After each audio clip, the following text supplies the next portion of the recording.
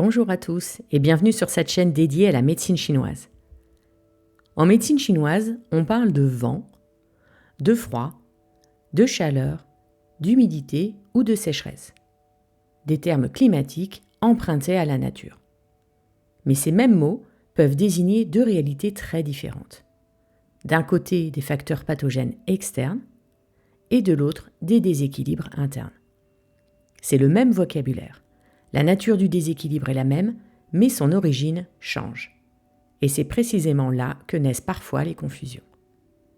Dans cette vidéo, on va comprendre ce qui relève de l'externe, ce qui relève de l'interne, et pourquoi la médecine chinoise utilise les mêmes termes pour les deux. Le corps humain n'est jamais pensé comme un système isolé. Il est considéré comme un microcosme qui fonctionne selon les mêmes lois que le macrocosme, l'univers. Ce qui se passe dans la nature se reflète dans le corps humain. Les alternances de chaud-froid, les cycles saisonniers, le vent, l'humidité, la sécheresse ne sont pas de simples phénomènes extérieurs. Ce sont des forces dynamiques, des qi, qui gouvernent le vivant à tous les niveaux. C'est pour cette raison qu'on utilise un vocabulaire climatique. Non pas comme une métaphore, mais parce que le corps obéit aux mêmes dynamiques que la nature. On parle donc de qi climatique, le vent, le froid, la chaleur, l'humidité, la sécheresse, la canicule-feu. Ce sont des qi normaux et nécessaires lorsqu'ils sont modérés, saisonniers et adaptés.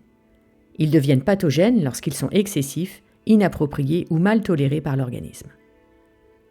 Un climat externe est un facteur pathogène qui provient de l'environnement et qui pénètre le corps depuis l'extérieur. On parle alors de xie-qi, le qi pervers externe. Ces facteurs pathogènes pénètrent par la peau, les poils, la bouche et le nez. Ils atteignent d'abord la surface du corps, les couches superficielles, le système défensif. C'est pour cette raison qu'on les qualifie d'externes. Chaque climat externe est naturellement relié à une saison.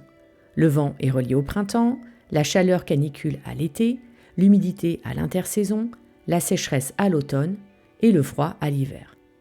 Mais ils peuvent aussi survenir hors saison ou être excessifs par leur intensité ou leur durée. Dans ces cas-là, leur pouvoir pathogène est renforcé. Un xie-qi, un agent pathogène externe, attaque le corps depuis l'extérieur. Il déclenche une lutte entre zhen-qi, le qi correct, et xie-qi, le qi pervers.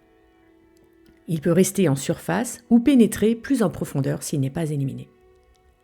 Le point clé à retenir, on dit externe en fait, car la localisation du facteur pathogène est à la superficie du corps, au niveau du biao, dans les tsoli, l'espace compris entre la peau et les muscles, et dans les méridiens. Pour les climats internes, ce sont les mêmes termes, mais la cause est différente. Quand la médecine chinoise parle de vent interne, de froid interne, d'humidité, de sécheresse, de chaleur ou de feu interne, ici, il s'agit de climats pathogènes qui sont produits par le corps lui-même. Ils sont la conséquence directe de déséquilibres internes. Les climats internes résultent de dysfonctionnements des zhangfu, de déséquilibre du yin et du yang, des troubles du qi, du sang ou des liquides organiques. Par exemple, une insuffisance de yang engendre du froid interne. Une déficience de yin, une chaleur interne. Une mauvaise transformation des liquides produit de l'humidité interne.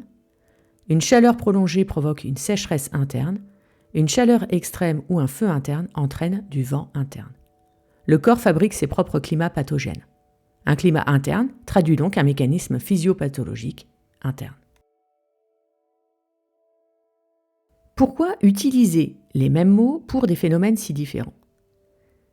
Déjà parce que le corps est un microcosme, la nature un macrocosme. Les mêmes lois s'expriment donc à l'extérieur et à l'intérieur de l'organisme. Il y a une forme de cohérence entre les deux. La médecine chinoise les nomme aussi selon la nature du déséquilibre et leur dynamique. On observe le mouvement, le comportement et la manière dont le déséquilibre agit.